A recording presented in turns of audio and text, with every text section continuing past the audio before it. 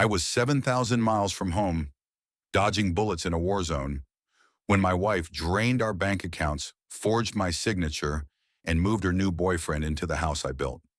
She thought the distance would keep me silent. That deployment meant defeat. But while she was planning her escape, I was already building the trap. I didn't yell. I didn't beg. I gathered evidence, froze their funds, and watched the FBI drag them out in handcuffs, on camera in my living room. She tried to destroy my life while I was defending my country. Now, she signs restitution checks every month just to stay out of prison.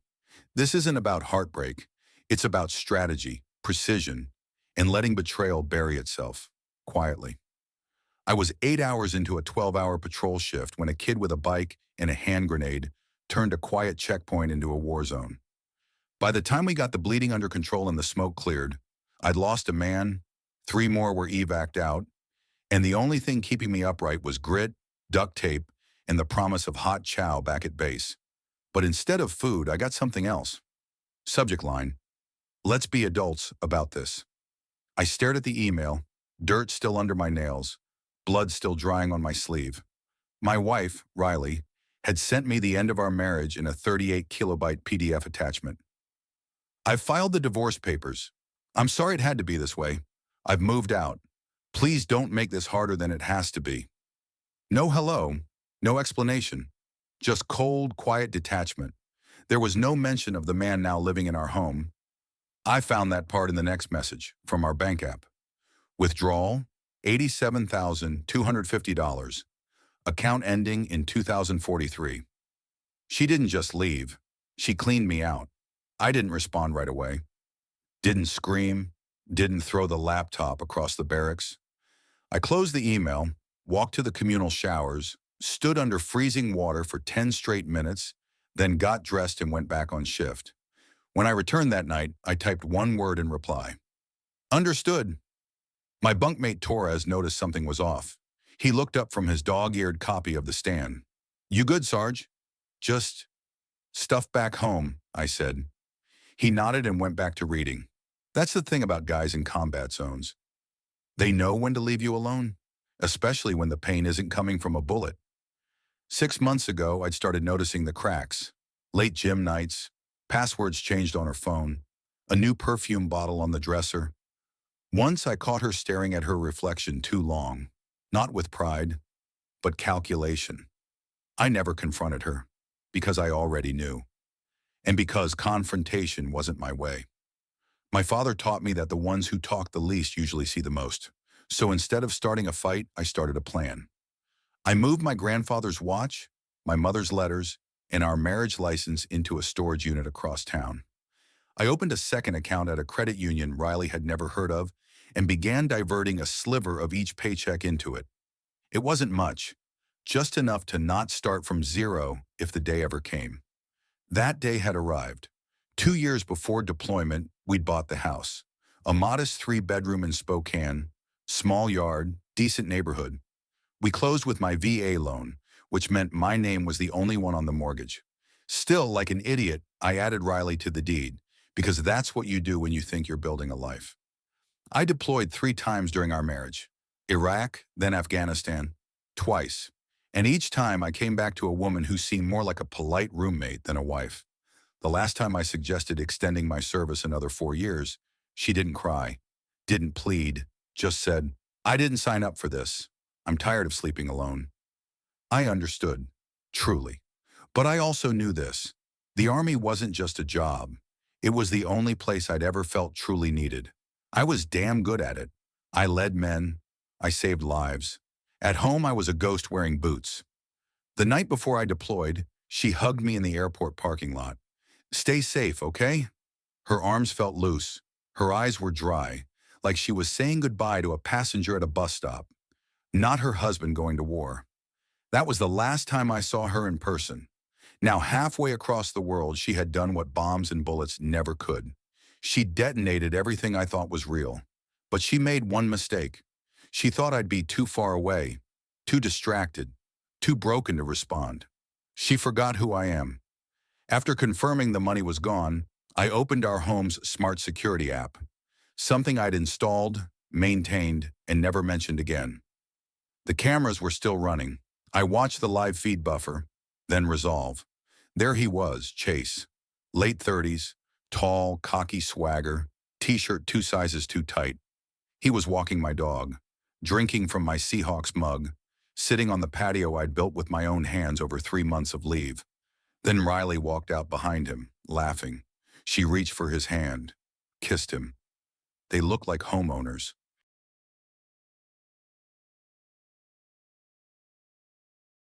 I didn't feel sad. I didn't feel rage. I felt clarity. Later that night, I opened a note-taking app on my laptop and started typing. Call Clark Weston, attorney secure house deed paperwork, contact VA loan officer, get bank statement audit, pull security camera logs, trace IP addresses on refinance login. The last thing I wrote was a sentence I hadn't let myself think out loud until then. She thinks this is over. It's not. Because I've been on missions that start with worse odds. And I always come back. Back at base, things moved as they always did.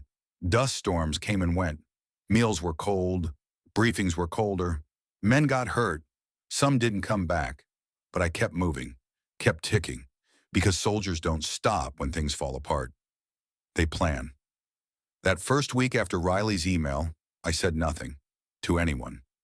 I trained during the day, patrolled at night.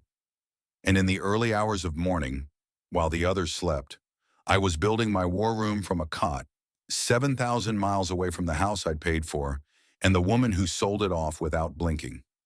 Before deployment, Riley had brought me a packet to sign, a refinance offer.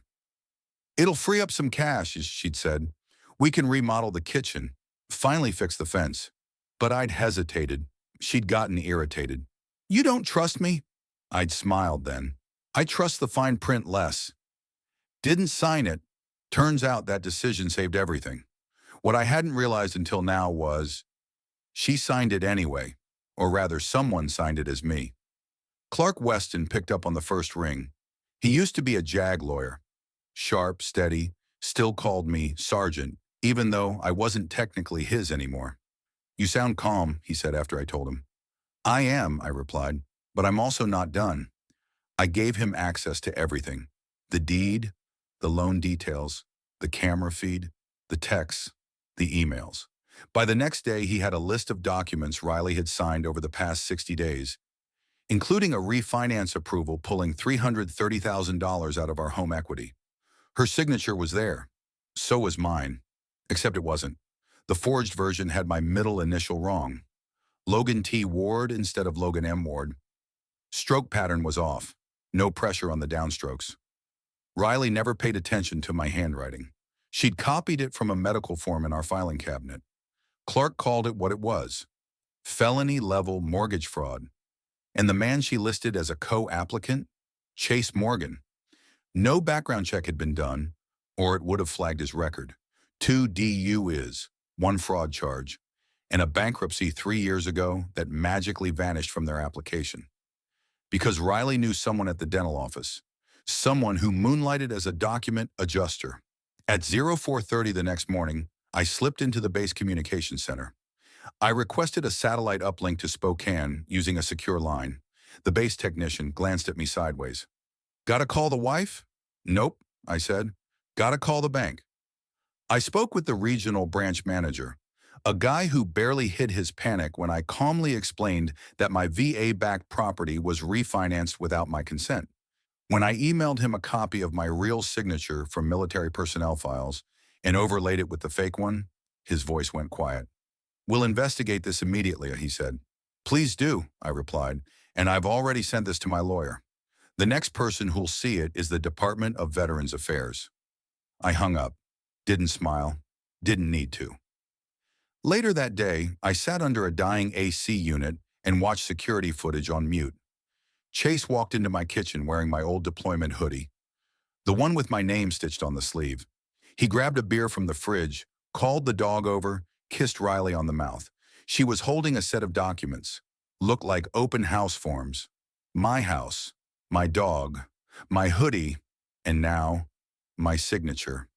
She was preparing to sell the home before the divorce was even finalized. She never intended to fight me. She planned to erase me. I called Clark again. Let them go through with it, I said. Let her believe I'm still in Kandahar, that I don't know. You're sure? I want this airtight. When it blows up, it'll be with federal agents at her door. I want them caught. Over the next week, we laid out a map. Clark submitted a fraud alert to the title company. I gave him temporary power of attorney to begin contesting the property changes. He contacted the Department of Veterans Affairs to flag the refinance and freeze any further activity. And I requested emergency leave. Told my commanding officer there was a family legal situation. No lies, just omissions. When he looked at my face, he didn't ask for more. On my last night in Kandahar, I packed my rucksack in silence. Torres watched me tie the last strap. That thing you're fighting back home, you going to win? I looked at him. I already did. The flight home didn't feel like coming back. It felt like a recon mission. I didn't call Riley. Didn't tell her I was stateside.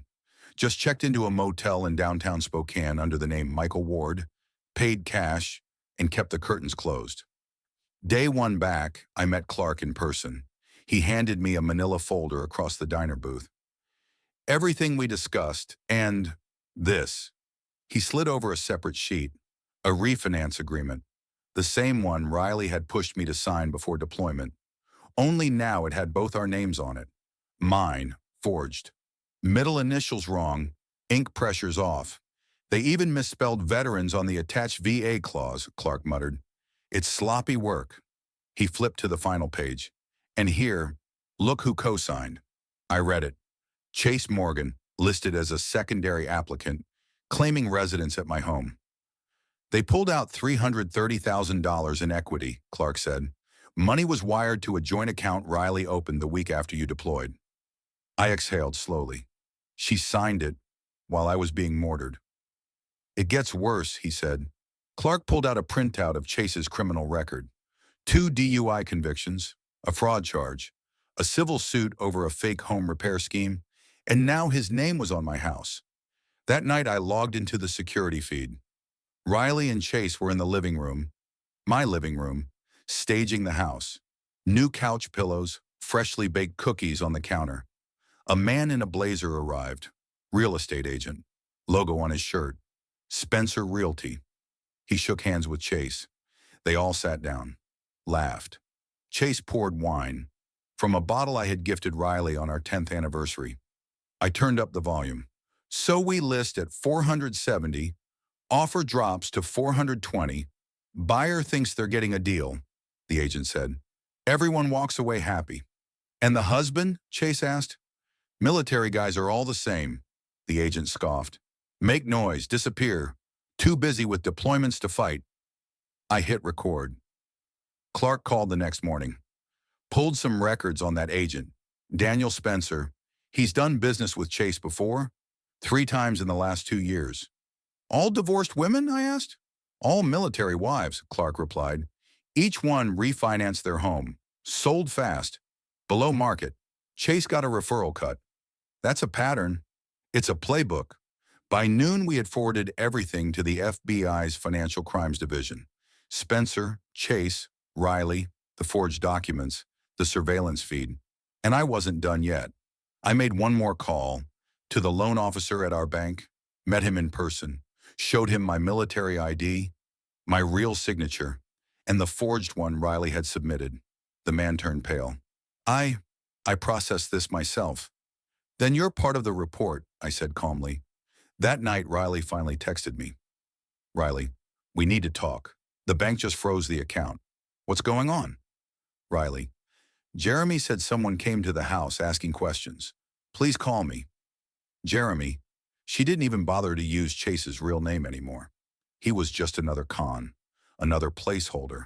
I stared at the screen, typed back, me. Who is Daniel Spencer?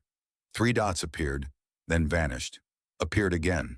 Then finally, Riley, I don't know what you're talking about. I turned off the phone and smiled for the first time in weeks. The next morning, Clark and I met at the county courthouse. We filed a formal notice of fraud, contesting the refinance based on forged documents. That move triggered a temporary freeze on any legal changes to the title. The house couldn't be sold, couldn't be transferred, Couldn't even be relisted without my signature. The trap was now set. All I had to do was wait for them to walk straight into it. That afternoon, Riley called. I didn't answer. Voicemail. Nathan, what are you doing? The bank called. They said there's an issue with the refinance. If this is about the divorce, we can talk like adults. Like adults. Same words she used in that first email. I let the message rot in my inbox. That evening, Clark texted me from the FBI field office. Clark, they're in. Official investigation now. Surveillance authorized. Me. Time to break the silence. The next morning, we staked out the house. I parked down the block in Clark's pickup. Riley's car was gone, but Chase's truck was in the driveway. Freshly washed. A white SUV pulled up at 10:12 a.m. Logo on the door, Spencer Realty. I tapped Clark's shoulder. Showtime. We watched Daniel Spencer, real estate agent, career scam artist, step out with a camera bag. Chase met him at the door. From inside my truck, I opened the smart security app and accessed the interior camera feeds. Living room. 10:17 a.m. Spencer set up a DSLR camera. Chase moved around the house, straightening things. Riley wasn't there. She was probably still sitting at a park bench somewhere, thinking I was about to meet her for closure. She didn't know I was watching her boyfriend sell my home out from under her. Audio feed on. Chase. What do we list it at again? Spencer. $470,000. We'll get a buyer at $420,000. Cash. Always works. Chase. What about the owner? Spencer. His wife says he's active duty. Afghanistan. These guys? They don't come back, or they come back too late. Chase. You're sure? Spencer. I've done 3 of these. If he complains, offer a settlement. If he doesn't, easy payday. Clark was already recording the feed from his phone. Got it all, he said. I didn't speak. Just hit one button. Forward live access. Agent Patel, FBI Financial Crimes Division. Message happening now. 10:43 a.m. 3 unmarked black SUVs pulled up across the street. Agents poured out. Dark suits, steady steps. They didn't knock. They walked in. From the truck, I watched Chase's face go pale as he turned toward the door. Daniel Spencer raised his hands before anyone even spoke. In the background, I saw my dog barking from the hallway, still trained to respond to uniformed men. They led both men out in cuffs. Chase looked up, saw me, eyes locked. Recognition, shock, then fear. I gave him a small nod. You thought I was overseas, I said, stepping out of the truck. I'm not. I'm home. Riley arrived 15 minutes later. She ran up the sidewalk in heels, breathless, confused. The FBI agents had already pulled files, cameras, and devices from the house. She stared as they carried out a box marked, Loan Documents, 2023. Agent Patel stopped her on the lawn. Ma'am, you need to stay back. This is an active investigation. What is going on? I don't understand. My fiancé just called me. He said he's under arrest. Wire fraud, mortgage conspiracy, identity theft. Do you live here? She turned and saw me standing near the truck. Our eyes met. She froze. I walked over slowly, staying behind the yellow tape. I told you, I said. You started a war. You didn't finish it. She started to cry, but it didn't land the way she wanted to. I wasn't the same man she'd left behind in the desert. That man still had hope. This one had a strategy. Later that day, I met Agent Patel and Clark at the bureau. We handed over a full packet of evidence. Email trails, forged signature analysis, bank transfer records, video transcripts Spencer's previous transactions, linked to Chase Morgan VA documentation, proving Riley never had authority to act on my behalf. Patel was impressed. You could have gone full rage mode. You didn't. I'm a soldier, I said. Rage doesn't get you results. Intel does. She nodded. We're building a case. This wasn't just a one-off. Spencer and Morgan have hit at least 5 military families in the past 2 years. You may have just cracked it open. The next morning, Clark called. Chase is lawyering up. Spencer, too. Riley's not in custody. Yet. FBI is still trying to determine her role. She forged my name, I said. Yes, but if she cooperates, confesses, and returns what's left of the money, I'll think about it. Think fast. They're going to offer her a deal. That evening, I sat on the porch of my motel with a beer in my hand and the camera feed muted on my phone. Boxes were being pulled from closets. Evidence bagged. I saw a stack of prescription pads from Riley's dental office being labeled and sealed. Stolen, traced, not just mortgage fraud, medical fraud too. This was bigger than any of us expected. And somehow, she thought I'd just sign a few divorce papers and fade away. Not this time. 3 days later, Riley finally cracked. Clark called me from the courthouse steps. She's offering a deal. Go on. She's prepared to sign a full confession, admit to forging the refinance documents, falsifying your signature, and using VA-protected property for illegal gain. And what does she want in return? No prison time, no federal charges, just a clean divorce, full restitution, and forfeiture of all rights to your pension, home, and insurance benefits. I let that sit in the air for a moment. She wants mercy. She says she didn't know Chase was part of a scam, that he convinced her you were hiding assets, that you were planning to leave her with nothing. I looked out over the Spokane skyline from my motel balcony. She was already gone, Clark. The rest was just logistics. That afternoon, I met Agent Patel at the FBI field office to finalize my testimony. She slid a thick file across the desk. Morgan flipped, she said. Tried to pin everything on Spencer. Spencer threw it back. What about Riley? Complicit. Whether she understood the scale or not, she helped move the money, filed the fake paperwork. She knew enough. So what happens now? If you accept her deal, she walks, but she loses everything she gained from the scheme. Her professional license is under review. The dental board's involved now because of the prescription pads. I thought for a moment. Let her walk, but I want the house. I want the truck. I want the money back. Every cent done. The divorce was finalized 6 weeks later. No fault on paper, but the terms said otherwise. Riley surrendered all claim to the home, forfeited her share of my military pension, agreed to repay $146,000 in fraudulent funds via garnishment and sale of her own assets, filed a notarized confession of forgery to prevent any future contestation. The judge signed it quietly, as if this were just another dissolution of a normal marriage. But it wasn't. This was the end of a war fought in shadows. I didn't see Riley again in person.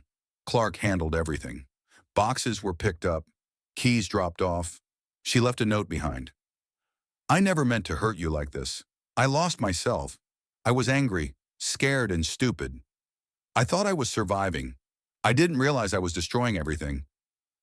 I'm sorry, I didn't reply. Because sorry is what you say when you spill a drink, not when you destroy someone's life.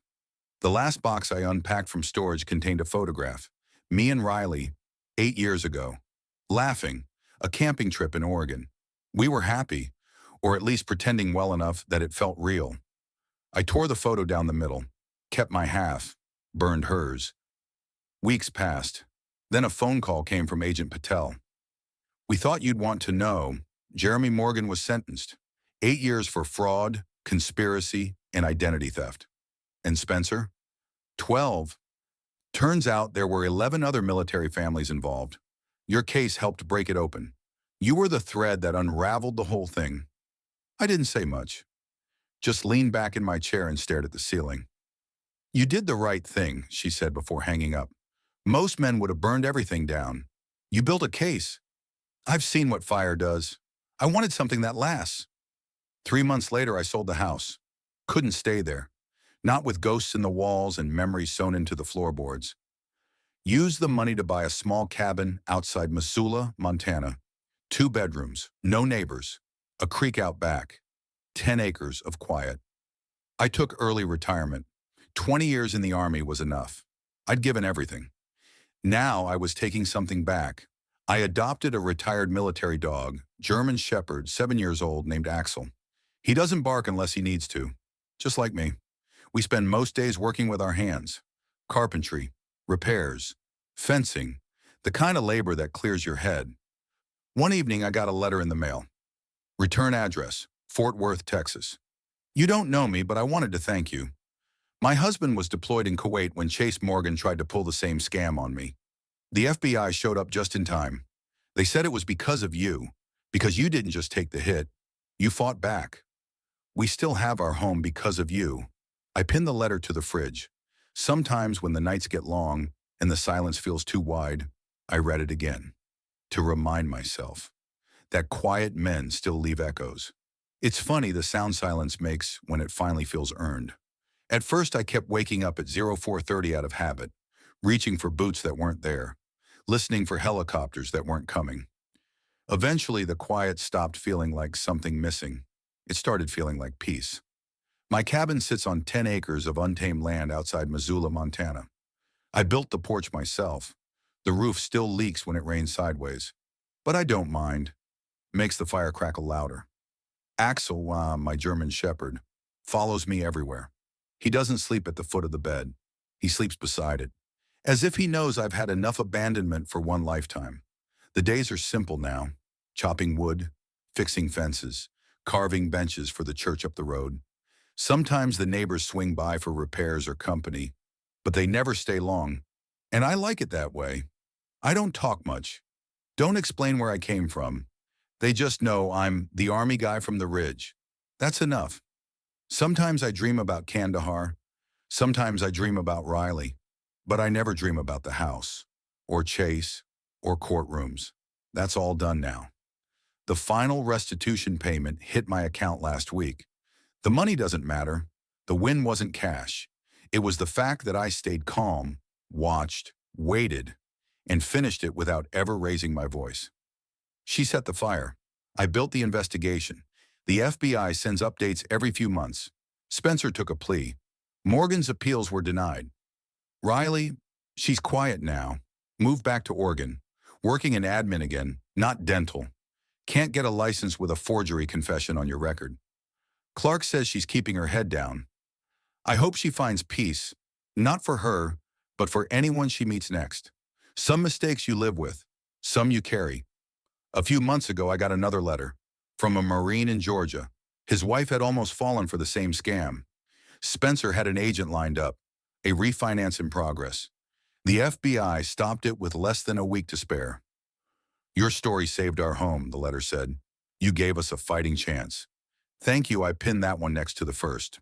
Some days when the creek runs too fast and the sky won't stop spitting snow, I stare at those letters and wonder what might have happened if I hadn't prepared, if I hadn't stored the documents, opened the separate account, watched the cameras, if I'd just come home like a blind man, trusting what was never real. And I realized the most dangerous thing I ever did wasn't going to war. It was assuming the people I loved would wait for me to come back. I don't hate Riley anymore. I don't love her either. She's just part of a past that taught me something I'll never forget.